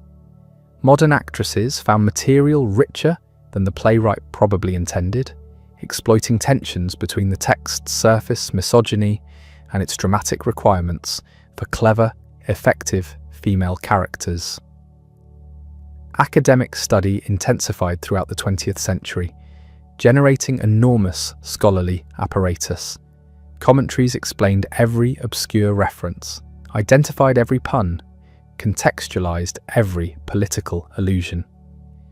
This scholarship was essential for understanding, but also created distance. The plays became objects of study rather than living theatre. Students learned grammar from Aristophanes without experiencing the shock his contemporaries felt. The jokes required footnotes. The political barbs needed historical explanation. What had been immediate became mediated, filtered through centuries of interpretation. Yet something survived the transformation. The energy that made Athenian audiences laugh still connected across millennia. The anti-war sentiment in Lysistrata spoke to Vietnam, to Iraq, to every conflict where those not fighting made the decisions. The political manipulation in Knights described modern media democracy as clearly as ancient assemblies. The generational conflict in Clouds replayed whenever new technologies or ideas challenged traditional values. The escapist fantasy of birds offered relief from contemporary corruption, just as it had from Athenian imperialism. These weren't timeless truths exactly, but recurring patterns of human behaviour and social organisation that made the plays perpetually relevant. The adaptation industry proved insatiable. Lysistrata became a template applied to every conflict. Spike Lee's Chirac transposed it to gang violence in Chicago. A 2003 production set it during the Iraq War. Countless smaller adaptations addressed local conflicts worldwide. The basic premise, sex strike for peace, proved endlessly flexible, working for any situation where women had sexual leverage but no political power. Some adaptations were crude transplants, simply replacing ancient Athens with modern settings. Others engaged more creatively, finding equivalencies rather than direct translations, discovering what the plays meant rather than what they said. Birds inspired utopian fantasies and dystopian warnings in equal measure. Science fiction writers borrowed the premise of escaping corrupt civilization to build something new. Political theorists referenced Cloud Cuckooland when discussing impossible schemes. The play's ambiguity about whether Pisataris was hero or villain, whether the new city was improvement or different tyranny, made it useful for multiple purposes. Optimists saw successful revolution. Pessimists saw proof that power corrupts regardless of intentions. Both readings existed in the text simultaneously, available depending on what readers brought to it. Frogs became a model for literary criticism as drama. Tom Stoppard's The Invention of Love stages similar debates about poetry's purpose. Academic conferences used the Aeschylus-Euripides contest as template for critical disagreements, scholars unconsciously reenacting arguments from 405 BCE about tradition versus innovation, moral uplift versus psychological realism. The play demonstrated that these debates were ancient, not modern inventions, that every generation fought over art's proper function and standards. The question of whether Aristophanes was actually funny occupied surprising energy.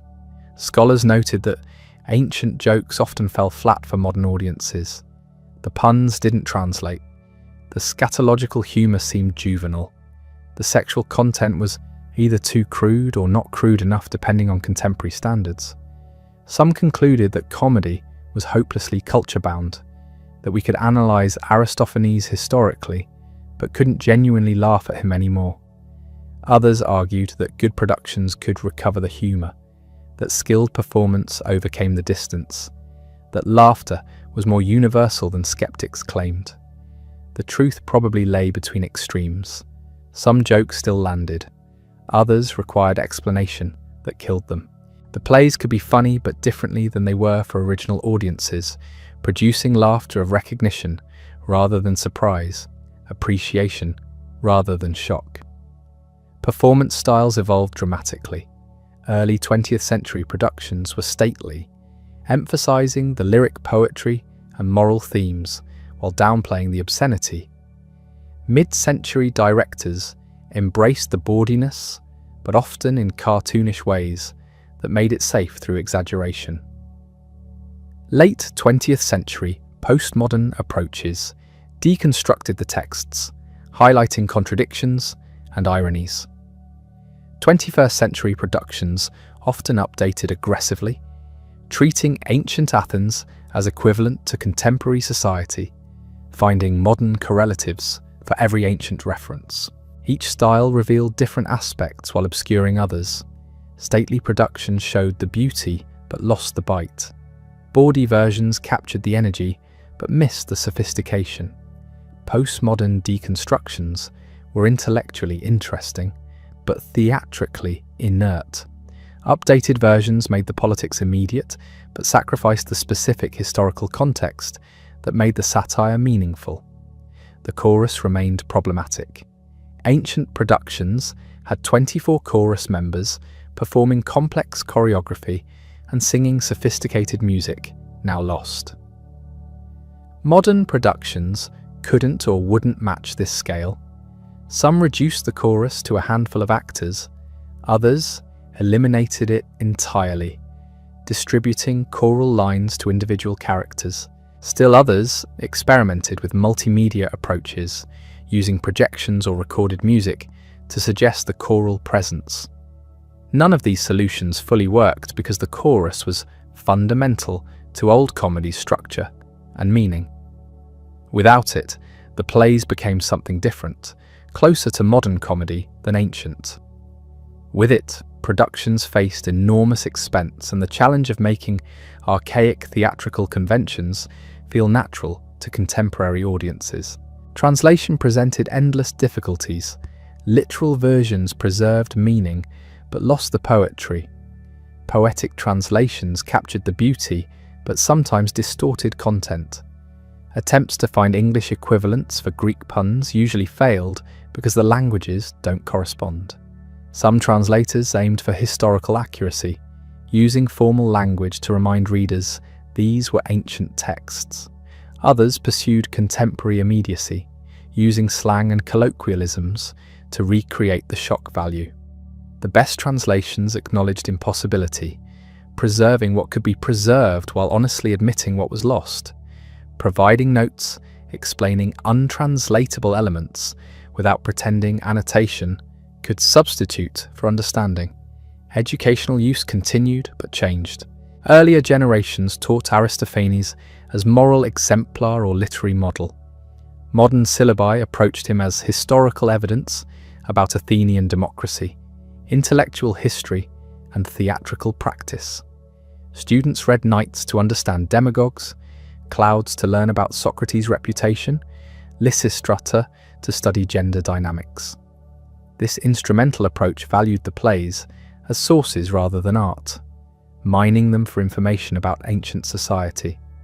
The method was historically valid, but risked reducing living theatre to dead documents, treating dramatic poetry as mere evidence for conclusions reached elsewhere. The play's conservatism became increasingly difficult to ignore or excuse. Aristophanes repeatedly mocked women, foreigners, and the poor. His political views aligned with aristocratic interests against democratic reforms. His educational philosophy defended traditional privilege against meritocratic challenge. His religious attitudes combined conventional piety with mockery of genuine philosophical inquiry. Modern productions face choices: present these attitudes honestly, risking offense, sanitize them, distorting the historical record, or contextualize them, adding layers of ironic distance. Each approach had costs. Honesty could perpetuate harmful stereotypes. Sanitization falsified history. Ironic distance created superiority that made genuine engagement impossible. Yet the plays continued generating new interpretations. Feminist scholars found unexpected complexity in the female characters. Post-colonial critics examined the treatment of non-Greeks and what it revealed about Athenian imperialism. Performance theorists analysed the meta-theatrical elements, how Aristophanes constantly reminded audiences they were watching theatre. Queer theorists explored the sexual politics and gender fluidity. Each critical approach discovered dimensions previous readers had missed, demonstrating the text's richness and capacity to sustain multiple readings. The influence extended beyond direct adaptation into broader cultural impact. Political satirists from Jonathan Swift to Jon Stewart worked in traditions Aristophanes helped establish, using comedy to attack power and hypocrisy. The idea that comedy could be politically serious, that laughter was a weapon rather than mere entertainment, traced back to old comedy. Modern satire's combination of crude humour and sophisticated critique, its willingness to name names and attack individuals, its mixing of fantasy and realism, all had precedence in Aristophanes. Whether modern satirists knew him directly or absorbed his influence through intermediaries, They worked in traditions he helped create. The fragments tantalized with what was lost. A line here, a plot summary there, hints of plays that might have been as brilliant as those surviving. Scholars reconstructed lost works from fragments and ancient commentaries, building elaborate hypotheses on minimal evidence.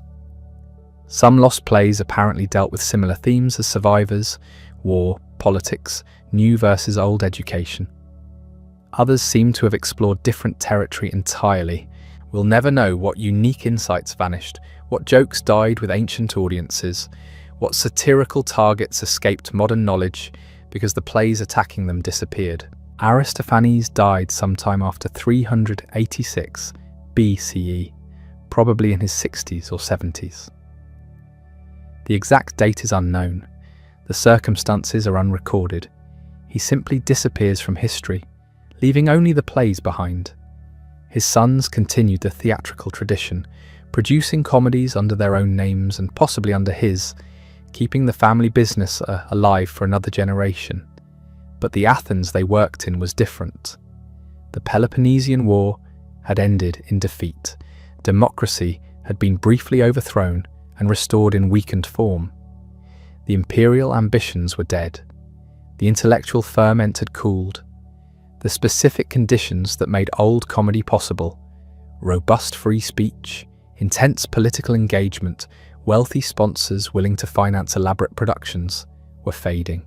Middle comedy emerged in this changed environment, different in tone and structure, less political, more domestic, smaller choruses or none at all, more focus on social types than specific individuals. The evolution represented adaptation to new circumstances, but also loss of something vital. Old comedy's particular combination of political fearlessness, theatrical extravagance, and literary sophistication wouldn't be seen again. Aristophanes lived long enough to participate in this transition, his late plays showing the shift toward new forms. Whether he embraced the change or resented it, we don't know. The surviving plays represent his achievement, preserved in amber, testimony to what one artist could accomplish in a specific moment when conditions aligned perfectly. Comedy requires freedom, wealth, peace, and democratic institutions willing to tolerate mockery. Remove any element and the form collapses. Aristophanes worked when all were present, even if precariously. His successors inherited a diminished world. The transmission of his works through antiquity followed patterns similar to other classical authors. Byzantine scholars selected 11 plays for educational purposes, creating the corpus that survived. Why these 11? Probably pedagogical utility combined with manuscript availability. Lysistrata and Clouds taught moral lessons about sexual propriety and dangerous philosophy. Frogs offered a literary criticism. Plutus explored economic questions. The selection wasn't purely literary merit. Lost plays might have been equally brilliant but less useful for Christian educators uncomfortable with pagan religion or political content. The accident of preservation shaped reception dramatically. Had different plays survived, our understanding of Aristophanes would shift fundamentally. Medieval manuscripts copied in scriptoria preserved these 11 through the Dark Ages, when most classical literature disappeared. Monks who copied pagan texts didn't necessarily approve of their content. Some added marginal notes, condemning immorality or correcting theology, but they copied faithfully, recognizing cultural value even when disapproving morally. The plays arrived in Renaissance Europe through Byzantine refugees fleeing Ottoman conquest, carrying manuscripts west. Humanist scholars encountered Aristophanes with excitement and confusion. Here was comedy from classical Athens, witty and sophisticated, but also crude beyond anything contemporary standards permitted. How to reconcile admiration for classical culture with discomfort about obscenity. Early printed editions often sanitized content, cutting sexual jokes or translating them into Latin to protect vernacular readers. Commentary explained historical context while apologizing for vulgarity. The plays were studied but rarely performed. Staging seemed impossible given content and form. The enormous choruses, the topical references, the political satire of long-dead figures all created barriers. Aristophanes became a closet dramatist, read privately rather than experienced theatrically. This diminished his achievement fundamentally, since the plays were written for performance, their effects calculated for specific theatrical conditions. 19th century classical scholarship approached Aristophanes with new seriousness. Philologists produced critical editions establishing reliable texts. Historians mined the plays for information about Athenian life, treating them as historical documents rather than literary works. The plays offered unparalleled insight into democratic politics, jury systems, military service, religious festivals, daily life. Details unavailable elsewhere appeared in Aristophanes: what people ate, wore, said, believed. His value as historical source sometimes overshadowed appreciation of artistic achievement. He became evidence rather than art. Performance history remained sparse until the 20th century. Occasional productions occurred, usually heavily adapted. Victorian performances cut obscenity and modernized references, creating genteel versions unrecognizable to ancient audiences. The energy, physicality, and transgressive quality disappeared.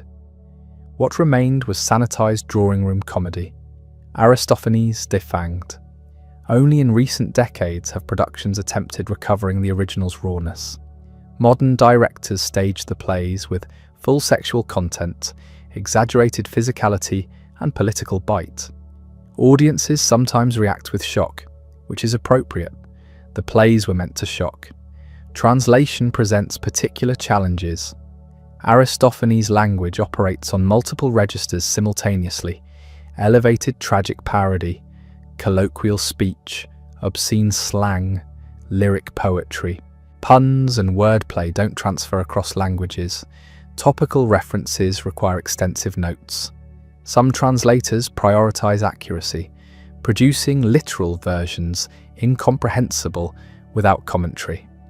Others prioritize theatrical effectiveness, modernizing references and substituting contemporary equivalents for ancient targets. Neither approach fully succeeds. Accuracy produces unperformable texts. Modernization loses historical specificity. The best translations balance both impulses, remaining faithful while acknowledging theatrical necessity. The political content creates ongoing controversy. Productions must decide whether to update political references or maintain historical distance. Setting Lysistrata during Vietnam or Iraq makes the anti-war message immediate, but loses ancient context. Keeping the Peloponnesian War setting preserves accuracy but creates distance. Directors make different choices based on intended effects. Some productions use Aristophanes as commentary on current events, others as historical recreation. Both approaches have validity. The plays contain universal themes alongside specific circumstances. They speak to permanent human concerns: war, corruption, demagoguery, while addressing particular Athenian situations.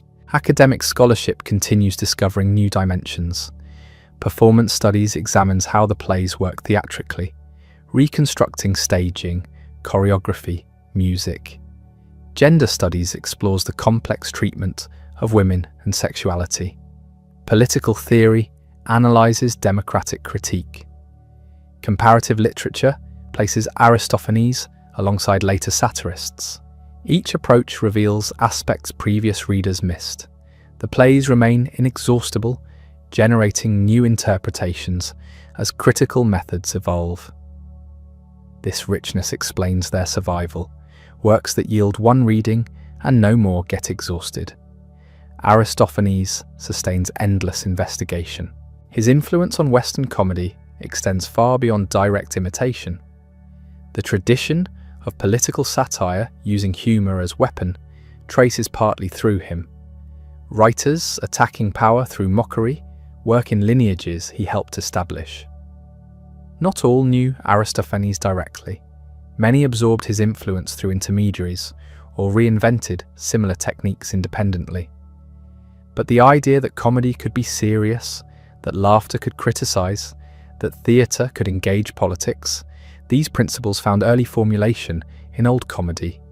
Whether modern satirists acknowledge the debt or not, they work in traditions Aristophanes shaped.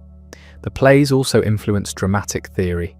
Aristotle's Poetics discusses tragedy extensively, but mentions comedy only briefly. What survives suggests he saw comedy as representing people worse than they are, tragedy as better. This formulation derives partly from Aristophanic practice. The exaggerated characters, the fantastic plots, the physical humour all create comic distance. Later theorists developed more sophisticated comedy analysis, but Aristophanes provided foundational examples. His work demonstrated that comedy could achieve artistic complexity, matching tragedy, while operating through different means. Modern adaptations continue appearing. Lysistrata gets updated for every conflict: Vietnam, Iraq, various regional wars. The core premise translates easily: women withholding sex to stop violence. Directors adjust details but maintain structure. Other plays receive similar treatment. The Birds becomes commentary on urban development or environmental destruction. Clouds satirizes contemporary education debates. Plutus addresses economic inequality. The play's frameworks prove durable, applicable to situations Aristophanes couldn't imagine. This adaptability explains ongoing vitality. Dead works resist reinterpretation. Living works generate new meanings. What would Aristophanes think seeing his plays performed 2,400 years later in languages he never heard? The question seems pointless but isn't. He wrote for immediate Athenian audiences, addressing specific political situations. The plays were timely interventions, not timeless literature. Their survival and continued performance would probably astonish him, but he'd likely appreciate that comedy still attacks power, still uses laughter as weapon, still gives voice to frustrations with leadership and war and pretension. The specifics change, the impulse remains constant. The 11 surviving plays represent fragments of a much larger output. 29 lost completely. We'll never know what unique insights vanished, what jokes died with ancient audiences. Some fragments suggest brilliance equal to survivors. A line here captures perfect comic timing. A plot summary there hints at sophisticated satire. But fragments can't recreate the whole. The lost plays remain ghosts, tantalizing possibilities never fully knowable. Yet what survives suffices to establish Aristophanes as comedy's first master, the earliest comic playwright, whose work survives substantially intact. He didn't invent comedy, the form existed before him, but he perfected it, demonstrating its range and power. Everything comedy could accomplish: political critique, literary parody, social satire, pure silliness, appears in these 11 plays. They show the form's full potential, possibilities later comedy would explore and develop, but never entirely transcend. The work outlived its creator by millennia. The man died probably in the 380s BCE, leaving sons to continue theatrical traditions. His plays survived through chance, selection, manuscript transmission, editorial choice. They arrived in modernity battered but intact, testimony to achievement so considerable that even incomplete preservation couldn't obscure brilliance. Scholars study them, directors stage them, audiences laugh at jokes written before Rome existed. The comedy transcends its origins, speaking across centuries to anyone who recognizes the absurdity in politics, the gap between ideals and reality, the human capacity for self-deception and occasional wisdom. Comedy reveals truths tragedy obscures. Tragedy elevates, finding nobility in suffering. comedy deflates, exposing pretension and folly. Both are necessary. Both tell truths about human nature. Aristophanes chose comedy, making audiences laugh while forcing recognition of uncomfortable realities. The laughter made the criticism bearable. The criticism gave the laughter purpose. Together, they created something neither could achieve alone: entertainment that enlightens, satire that survives. His Athens disappeared. The democracy fell. The empire collapsed. The specific politicians he mocked died and were forgotten, except through his attacks. The wars ended. The intellectual movements evolved. Everything that seemed permanent proved temporary. Only the plays remained, outlasting everything they documented. They became monuments to a vanished world, preserving in art what history lost in fact.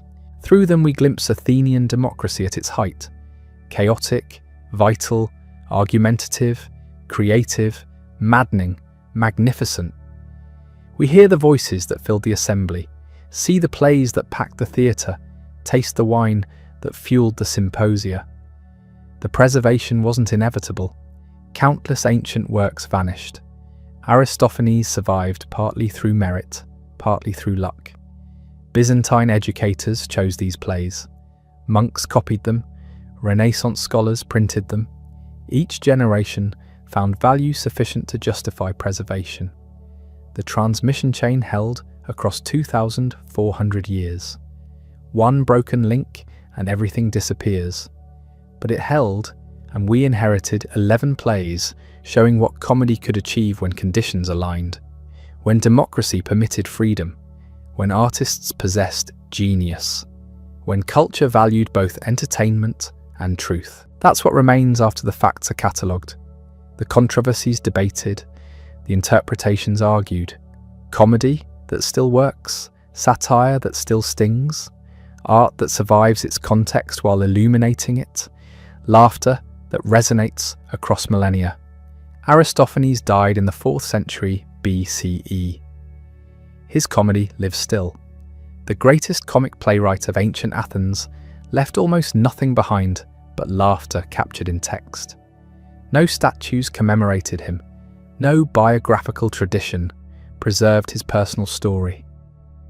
The man himself dissolved into history while his words persisted, copied and recopied through centuries of manuscript transmission, surviving plagues and wars and the collapse of civilizations. What we know about Aristophanes, the person could fit on a few pages. Born around 446 BCE to a moderately wealthy family, wrote approximately 40 plays, won multiple festival prizes, had sons who continued in theatre. Died sometime after 386 BCE. The rest is inference and speculation, reconstructed from fragments in his own works and later commentaries, written by people guessing as much as we are. But what we know about his achievement fills libraries. 11 complete plays demonstrating comedy's full range and power. Political satire that could end careers. Literary parody requiring encyclopedic knowledge. Social criticism wrapped in absurdist fantasy. Crude physical humour coexisting with lyric beauty. All performed before audiences of thousands in a theatre carved into the Acropolis slope. Presented as worship of Dionysus, god of transformation and transgression. The freedom he exercised remains almost incomprehensible. Imagine attacking the most powerful politician in your country by name, portraying him as corrupt and stupid, while your nation is at war, and having the work win first prize in a state-sponsored festival. That's what Aristophanes did repeatedly. Athens permitted this, protected it, celebrated it. The democracy's commitment to free speech was genuine enough to tolerate savage mockery of its leaders and institutions. Yet the freedom had boundaries. You couldn't question democracy's legitimacy, only its practice. You couldn't advocate oligarchy, only criticize demagogues. You couldn't undermine the war effort too explicitly, only mock the profiteers and question specific strategies. Aristophanes worked within these limits, pushing them constantly, but never quite breaking them. His conservatism was real. He preferred traditional values, aristocratic culture, old-fashioned education, but he expressed it through democratic forms, using free speech to attack democratic excesses. The plays outlived their moment because they touched something beyond Athenian politics. The specific targets disappeared. Cleon dead, the Peloponnesian War ended, the intellectual movements evolved, but the patterns persisted. Every democracy has demagogues. Every war produces profiteers and exhaustion. Every generation argues about education and values. The frameworks Aristophanes created proved durable, applicable to situations he never imagined. Modern productions face impossible choices: update the references and lose historical specificity, maintain accuracy and create distance, emphasize the politics and sacrifice the fantasy, focus on the crude humor and miss the sophistication. Every director balances these tensions differently, creating vastly different experiences from identical texts. The plays contain enough complexity to sustain multiple interpretations, which is why they keep getting performed. Translation presents similar challenges. The puns don't transfer. The topical jokes require footnotes. The obscenity shocks differently now than then. Literal versions preserve meaning but lose poetry. Free adaptations capture energy but distort content. The best translations acknowledge impossibility, doing what can be done while honestly admitting what's lost. No English version fully captures the Greek original, but good ones approximate enough to work theatrically. Academic scholarship has generated enormous apparatus around these 11 plays. Commentaries explaining every reference, analysing every meter, contextualising every political allusion. This scholarship is invaluable for understanding, but creates distance from the immediate theatrical experience. The plays become objects of study rather than living performance. Students learn grammar from Aristophanes without experiencing the shock his audiences felt. Yet something survives all the mediation. The anti-war sentiment in Lysistrata still resonates. The political manipulation in Knights still describes contemporary democracy. The generational conflict in Cloud still plays out over new technologies and values. The escapist fantasy of birds still appeals when systems seem corrupt beyond reform. These aren't timeless truths exactly, but recurring patterns making the plays perpetually relevant. The conservative literary preferences are clear throughout.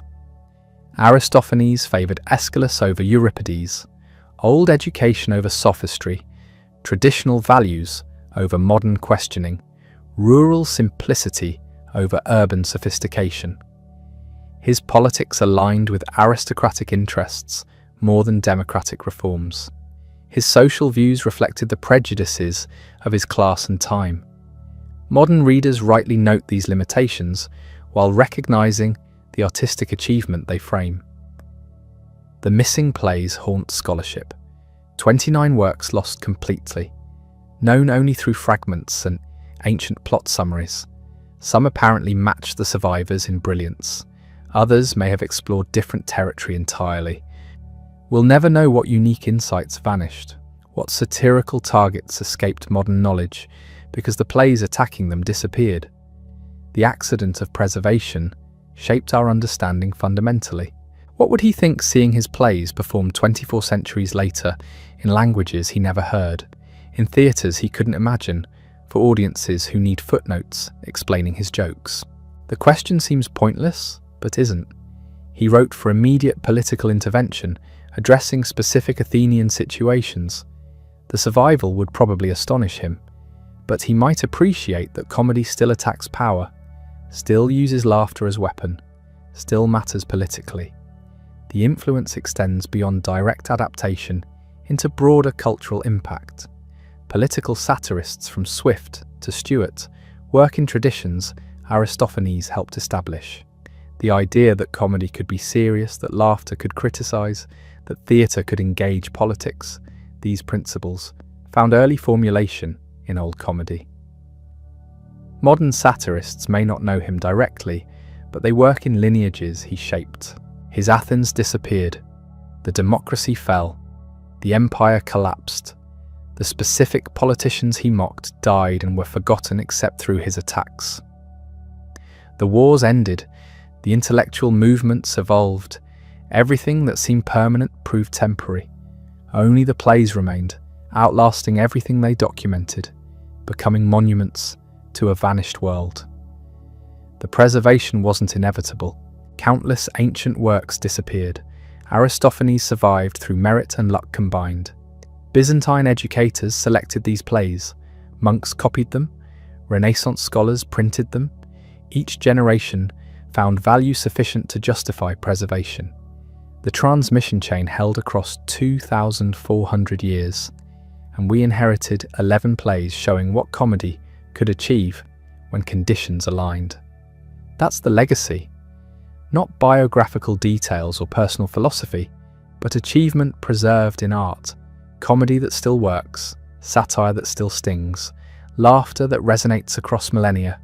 The man died in the 4th century BCE. His comedy lives still, performed and adapted and studied and argued over. Testimony to what one artist accomplished in a specific moment when democracy permitted freedom, when culture valued both entertainment and truth, when genius met opportunity. The plays ask us to laugh at power, question authority, recognize absurdity in politics and ourselves. They demonstrate that comedy isn't trivial, that laughter can be serious, that mockery serves democracy by preventing any person or institution from becoming sacred. These lessons remain urgent. Every generation needs reminding that leaders deserve scrutiny, that war demands questioning, that new ideas shouldn't be dismissed merely for being new, that old values shouldn't be abandoned merely for being old. Aristophanes provided no systematic philosophy, no coherent political program, no clear answers. He attacked everything without offering alternatives, which is comedy's privilege and limitation. The plays criticize without constructing, mock without proposing, question without resolving. This can feel unsatisfying to readers seeking solutions, but perhaps recognizing problems clearly is enough. Perhaps making audiences laugh while forcing them to think is sufficient contribution. The greatest comic playwright of ancient Athens left 11 plays showing comedy's full potential.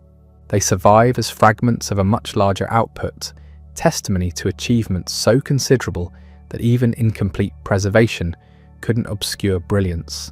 Scholars study them, directors stage them, audiences laugh at jokes written before Rome existed. The comedy transcends its origins, speaking to anyone who recognizes the gap between ideals and reality, the absurdity in politics, the human capacity for self-deception and occasional wisdom. Comedy reveals, truth's tragedy obscures, tragedy elevates, finding nobility in suffering. Comedy deflates, exposing pretension and folly. Both are necessary. Aristophanes chose comedy, making audiences laugh while forcing recognition of uncomfortable realities. The laughter made the criticism bearable. The criticism gave the laughter purpose. Together, they created something neither could achieve alone. The work outlived its creator by millennia. It arrived in modernity battered but intact, preserved through chance and choice across centuries of transmission. What remains after all the scholarship and debate is simply this: comedy that still works, satire that still matters, art that illuminates while entertaining. Aristophanes died more than 2,000 years ago, but stand in any theatre where his plays are performed and you'll hear what he heard. Laughter, recognition, the shock of truth delivered through absurdity. That sound bridges millennia. That's what survives when everything else disappears. That's the achievement no amount of lost plays or missing biographical details can diminish.